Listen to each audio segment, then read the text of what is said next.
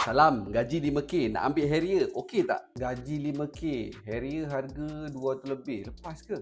Jangan teka-teka, jom saya tolong kirakan. Toyota Harrier, model baru, harga bermula RM274,000. Deposit kalau 10%, RM27,400. Road tax RM440. Untuk insurans, kalau dah ada 30% NCD, RM5,200. Total upfront yang kena ready untuk sebuah Harrier adalah RM33,040. Installment kita kira untuk 7 tahun. Sebulan RM3,346.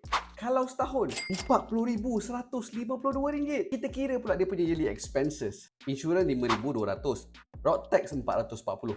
Servis boleh bajetkan RM1,400. Untuk wear and tear kena ada at least RM1,500. Total up yearly expenses untuk Harrier ni adalah RM8,540. Saya nak share sikit macam mana beli dulu, bayar kemudian. Jaga cash flow sambil jimatkan duit. Macam mana Senang je. Gunakan Pay Later by Grab. Boleh pilih ansuran untuk 4 bulan, 8 bulan, even 12 bulan. Ikut bajet kemampuan pembayaran kita. Jom cuba Pay Later by Grab sekarang.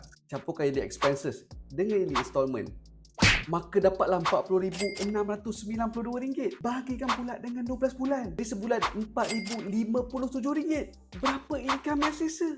Katalah nak gunakan 30% daripada income. Sebulan income kena ada RM13,523. Kalau nak gunakan 20% daripada income, sebulan income kena ada RM20,285. Jadi income RM5,000 sesuai ke tak nak pakai Harrier ni? Sebulan kena prepare RM4,000, income RM5,000.